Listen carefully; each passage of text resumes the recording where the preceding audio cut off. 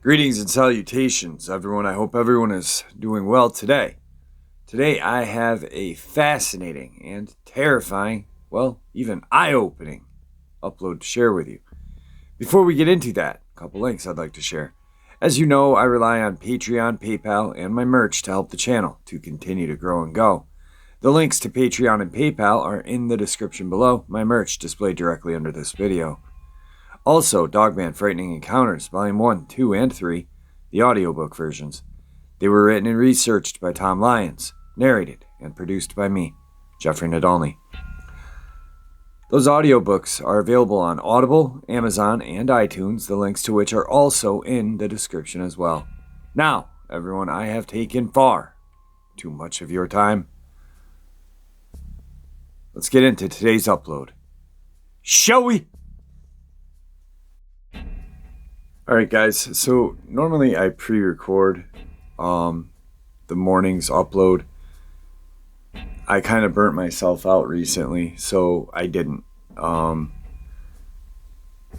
recording this on the morning of the release date. So when I wake up, I usually make a cup of tea and kind of find something to occupy my eyes and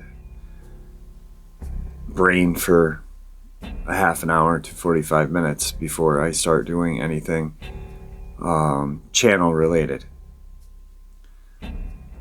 This morning I made my Darjeeling tea. I sit down and I put on the newest Law and Order, which is actually the oldest Law and Order, and my jaw drops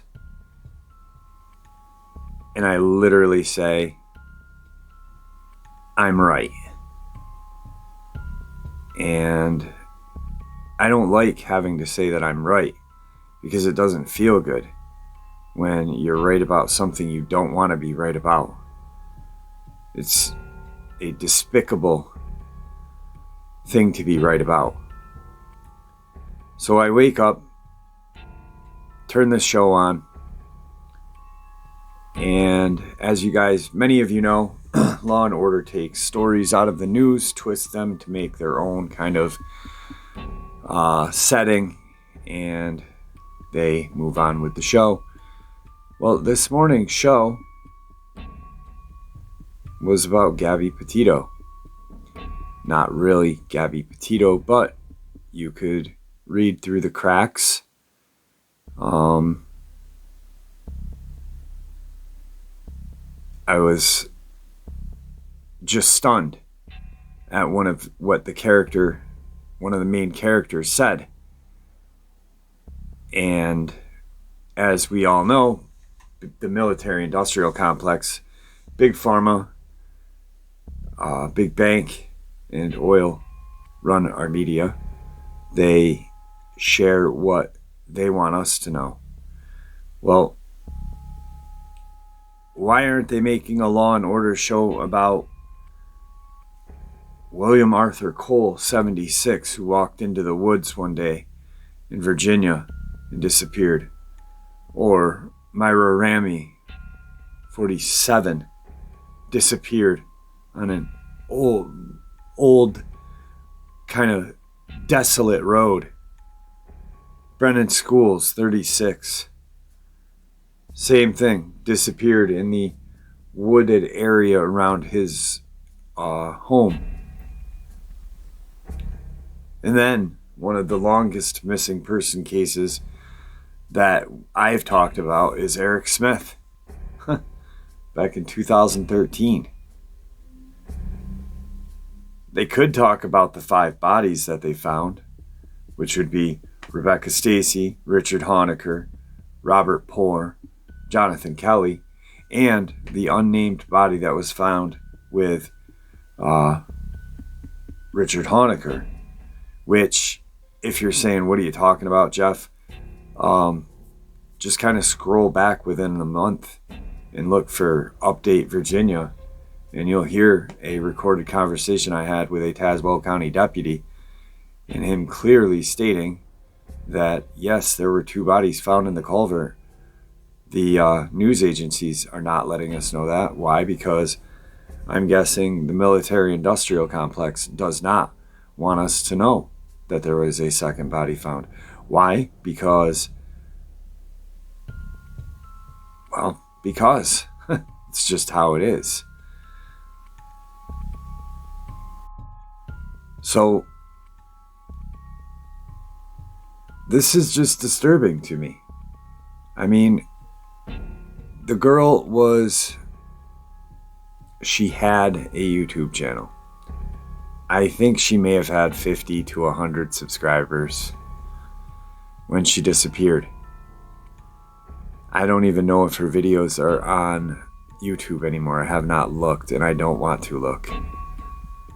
But if they are, I'm sure her channel is, people had subscribed, and then they make a TV show about her disappearance. She was, and I'm not saying this in the mean way, I'm saying this in the right way, because I'm a nobody. I'm a nobody. I'm nobody special.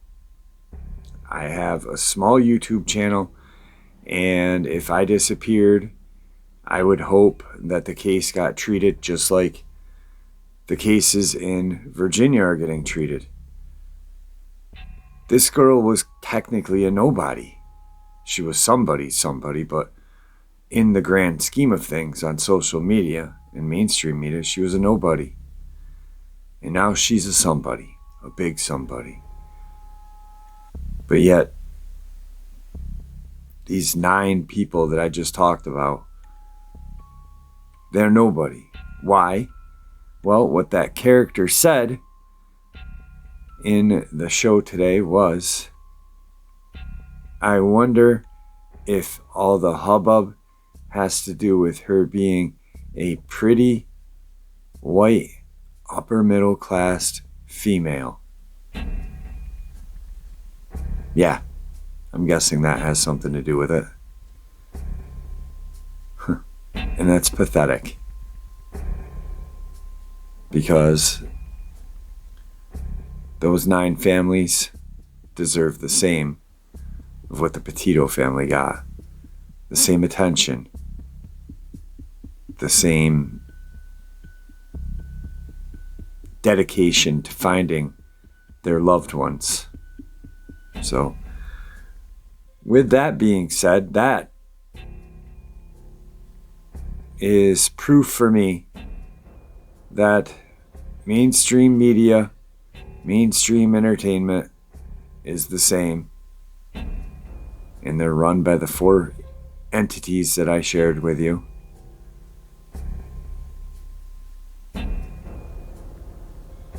And it's just disgusting. Enough with that. Let's get on to some encounters. Today's first subscriber submission. I am actually in contact with this subscriber, and in the very near future, we are going to have her fiance/husband on the show to share what he saw that day. Good morning, Jeff. I want to start off by saying I recently discovered your channel, and now I'm obsessed. Last year, my fiance had an encounter with what I believe to be 2 cryptids. He was in his 18-wheeler driving by a state park in West Virginia. He was able to stop the truck and look at the first creature for at least a minute. The creature was within feet of his truck, unafraid, undeterred by the noise of the truck. He saw the creature pick up a dead deer lying next to the road, running up over an embankment. The second one was running to cross the road. After he got home, he told me about his encounter. He was shaken and shocked by what he saw. He said this thing was huge. He said he wasn't looking down from it in the truck, but looking out at it. He said this thing looked like it could have ripped the truck to pieces if it wanted to. I began researching and reached out to a local cryptid investigator as well. The closest thing I found to comparing it would be an Unnatural. The cryptid investigator did a story on my fiance's sighting on his Facebook page. He received 3 other reports of the sighting of the creature. 2 were in a state park and 1 5 miles away. A lady saw a baby creature, so my question is, are you receiving any reports of these creatures? Well, for those of you who are wondering what a Unnatural is, it's a large canine-like cryptid out of Mongolia. So I don't think what the husband saw was that. If you look at this creature, and it's spelled like it says, Andrew, and then Sarchorus, which is ANDREWSARCHUS. To me, it's a Dogman. It does look a little like the Wahila that was stuffed, I think, in the 50s, or late 50s, early 60s, and had traveled around the western part of the states. But yeah, it really resembles to me a Dogman, and I think that's what this woman's fiance/husband saw. I'm looking forward to having the interview with him so we can discuss it. So, moving on. Today's second encounter. I had an encounter happen some 15 years ago. The incident where me and my friend were camping out in a fort we had built. I was about 19 at the time, and this friend was 4 days older than me. The fort was about 6.5 feet tall, only half of a roof. It was a piece of steel siding. It was an 8 by 12 foot with logs for walls. There was no door. We had buried a bunch of pine brush to block the doorway. Anyway, it was about 10:30 at night to give you an image of the layout of where we were. At the time, I lived in a trailer on 20 acres with my dad. It was on a dirt back road. The yard around the trailer was lightly wooded. Then there was a field in the back, and on the edge of the property was the wood line. Past that, about 40 yards, was a swamp. We were just inside of the wood line, maybe 15 yards or so. Me and my friend had just finished roasting and eating hot dogs and restocked the fire. Then, about 100 yards away, to the east of us, which was at the opposite wood line, opening into the field, we heard a bunch of coyotes carrying on. After being annoyed, about a minute later, my friend says, "God, I wish they'd shut up." No sooner did he say that we heard a strange, I'd say scream/howl noise, kind of resembling a woman with a deeper voice screaming, if that makes any sense. Then the coyotes yelping, and then nothing for 2 minutes. And when I say nothing, I mean no sound at all. I could literally hear my friend breathing. I asked what was that noise, being careful to whisper. My friend was shocked as I whispered back, "I don't know, bro." Just then, we heard something heavy moving right us outside. And it moved with a thump, thump, thump, thump, thump, thump, like a heavy person walking. We were frozen, staring at each other. We had big knives with us, but that lended very little security at this point. Then we heard a deep, loud kind of snort, and then whatever it was went crashing into the swamp. Not just running, literally crashing, breaking brush and branches as it went. We heard it hit the water of the swamp, which was about thigh deep to me back then, being 5'9", 5'9.5", and this thing never lost momentum, so I'm assuming, having never seen it, it was big. I'm glad we had wood inside and had stocked up. We didn't sleep that night, but stayed awake to make sure the fire was kept going and listened. In the morning, we got to the house as quickly as we could. Now, when I first read this, my jaw was like kind of dropped a little bit, because if you guys that listen to the channel every day, you'll recall me talking about a subscriber that I'm going to have come on the show. His upload will be on Monday, the 14th. Him and his dad were out in a swamp fishing, and they saw an absolutely large, huge creature pushing through the swamp, creating a V kind of pattern in the water, which means the creature was huge, very muscular, and almost like the water couldn't stop him. And, well, that's what this feels like me. I mean, this creature didn't even stop in the swamp, it just kept going. So obviously it was huge. Very, very creepy. Very creepy encounter indeed, my friends. Today's third subscriber submission. Jeff, how are you? I live in central New York. I've been a hunter, fisherman, outdoorsman since I was very young. My dad taught us how to shoot fish, and with Boy Scouts, I learned bushcraft skills. To say the least, I am very comfortable being in the woods.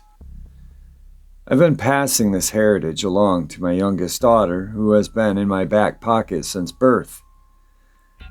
I have been in multiple situations where the woods became eerily quiet and my spidey sense is hyperactivated. I always shrug it off since I'm the biggest, baddest in the woods. This leads into an experience my daughter had a few years ago. It was the last day of deer season, 2020. It had snowed heavily out overnight, and the usual passable seasonal road was too thick to get into, even with a four-wheel drive. My brother-in-law, his son, and my daughter made up my hunting party. Upon parking, I noticed the very fresh deer tracks, a small group of 6 sets of tracks, but they were sprinting from the woods across an open cornfield. Once again, I never thought anything of it. Just figured they had gotten spooked by dogs or coyote. We all split up, hunting familiar ground on Cuyler Hill, outside of the hamlet of Cuyler in New York. My daughter split to my right 100 yards from me. I found a good spot on the knoll watching the red pine stand leading into a gully. Great natural draw. Just down from my kid. We had a skunky smell earlier, but it gradually went away once we got the lake effect snow cranking up for 2 hours. It stopped snowing, but the woods stayed unnaturally quiet. Being in the thick of the woods, cell service was gone, no radio. I heard a snap behind me and slowly turned with my rifle at 3/4 draw. To my surprise, it was my daughter. But it wasn't my daughter. Not that happy kid that loved to be in the woods with her dad. She was as white as a sheet. All I could see was she was crying. Topping it all, her anxiety was over the top, just standing there behind me, not moving, just trembling. I made my way to her and asked her what was wrong. I had to snap her out of this shock because she wasn't responding. Once she relaxed, she told me what she'd experienced. She explained that after the heavy snow had stopped, there was no noise, no wind, no birds, nothing. She also started to have growing pain in her stomach. She also told me that she felt funny, like something was watching her, trying to flank her. The heavy pines were great cover, and the new snow added to a lack of any sightline. As her stomach got worse, she started to hear a low growling, deeper than a dog. Naturally, she drew her shotgun to her shoulder and started to scan all around. The growling continued sporadically for 5 minutes until She had the urge to back out slowly, facing the wood stand, all the while drawn and ready to fire. Once she got over the top of this knoll where I was, she finally broke down and found me. I told her that she didn't need to be afraid because she had a gun and 5 slugs to introduce to whatever got her attention. I told her story to our hunting partners, and they too laughed, and told her exactly what I said. She replied simply, "You don't understand. Everything was unnatural and the vibe completely changed in my part of the woods." We offered all to go over and check out where she had been. She wanted to get back to the truck, warm up, and go home. I've asked her at various times if she ever saw anything within the pine stand. She still says no, she did not see anything to this day. I never had put all of this information together before, but after I started looking up more info on Sasquatch and Dogmans, the dots started to connect. Whether or not one of these cryptids were in her area of the hill, it still puts a great question mark in the old "what was that" column. We still hunt together and still enjoy the woods, but now a little closer to each other, and usually with an eyesight. Thanks for the vine, Jeff. Keep up the good work on informing all of us crypto crazies. Wow, that's terrifying for a little girl. Being a dad of 2 daughters myself, and I've taught my youngest how to shoot at our range that I belong to. I can connect with your bonding time. I can understand it. I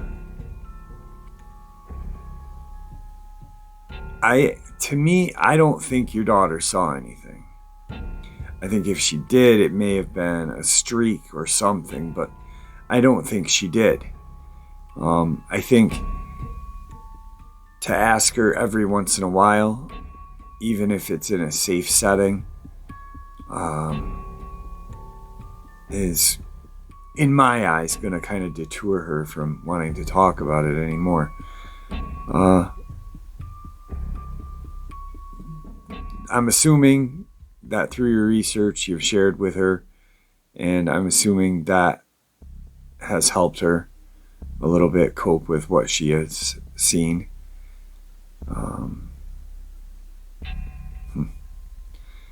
I just can't imagine being out in the woods, little girl. That's scary. That is scary. Because thinking about my encounter, I was 17, 18 years old. There's this friggin' monster thing coming out of the woods. Wow, that is terrifying. Today's 4th subscriber submission. Here's a true Bigfoot experience that happened to me in Golden City, Missouri. So this is a true Bigfoot related experience that happened when I was younger. I don't remember how old I was at the time. I'm 25 now. So my grandparents live in an extremely low crime rate town, and they owned a huge pasture because they owned horses, and it's on the edge of a forest. So one time when my family was visiting, I asked my granddad to take me horseback riding, and he did. I want to note that I was young, so he rode with me, and it had snowed a lot the day before. So when he took me out into the pasture, we saw all of these super big, human-looking footprints in the snow coming from the forest. And they led to the area where the horses sleep and back to the forest. I remember my grandpa telling me that they were Bigfoot tracks, and my response was, no, just a bunch of animals got together and made the tracks, 'cause I was little, and at the time, that was me. Since I know these were real tracks, this is an extremely low crime rate town with no trespassing ever happening. Also, my granddad would never make fake tracks like that. And also, no one would walk a long time barefoot. So, just want to say I didn't see a Bigfoot, Also, my granddad doesn't remember this, and I forgot about it for a while until it came back to me when I was watching Finding Bigfoot. Also, we used to go hiking, fishing, and horseback riding in that forest before I grew up. So, I may have not seen a Bigfoot, but now anytime I think how many times I could have been watched by one, how many times I could have came close to seeing one, or even how many times I could have came close to being attacked by one, let alone maybe others that were in that forest, scares me to death when I think about it. So, that's really it. But for the record, I know this was not a dream because I remember it too well, and way more than ever do my dreams. So yeah, may not be the most scary encounter, if you can call it that, but it happened. It makes me know that Sasquatch are real, and it scares me to think about. Thanks, sir. Thanks for reading my experience. I appreciate what you do. Today's final subscriber submission. Hey Jeff, this is not much of a story, however it's 100% true. I'd rather you not use our names, for this is a small farming community and teach at our local college. We live approximately 8 miles from where the famous 1990s Ohio howl was recorded. Yeah, Bigfoot experiences, but we will save that for later. This could be a Dogman experience. Maybe you have an idea, or your listeners. Sound asleep one late summer night. I had the window open approximately 3 to 4 inches. I had a small nightlight plugged into the outlet underneath that window to cast light in case I needed to get up in the middle of the night. Out of a sound sleep, I heard a howl so loud and guttural it rattled my chest. I was up and on my feet looking out the window. It was from that window that it came. To exit my room, I would have to pass that window. I knew it would see me, but I couldn't see it. For the next several days, I had my 17-year-old daughter sleep in the living room next to my bedroom. Hindsight, I sound like an awful parent. By the way, my bedroom has 4 windows and a French door that leads onto a deck that overlooks a pond. 3/4 acre of a lake pond that has large fish. Nothing, absolutely nothing for days, so my granddaughter goes up to her own bedroom, top floor with windows that only face the front of the house. The 7th day I was sound asleep and heard nothing. My granddaughter heard the same growl howl, so loud that she thought it was in her room. She jumped up and ran down the steps, and when she looked out the door, she thought she saw a man standing on the doorstep looking at the lake pond. Groggy, but yet adrenaline pumping, she thought it was her granddad, and turned around and went back to bed. It was not her granddad. Oddly enough, the times that this did occur, we were the only 2 in the house. My husband was out of town for a few days on both occurrences. That may or may not have anything to do with this. Also, we raise marma, so we are familiar with howls, growls, etc. But during this time, all of our animals, including the marma, were at our other farm.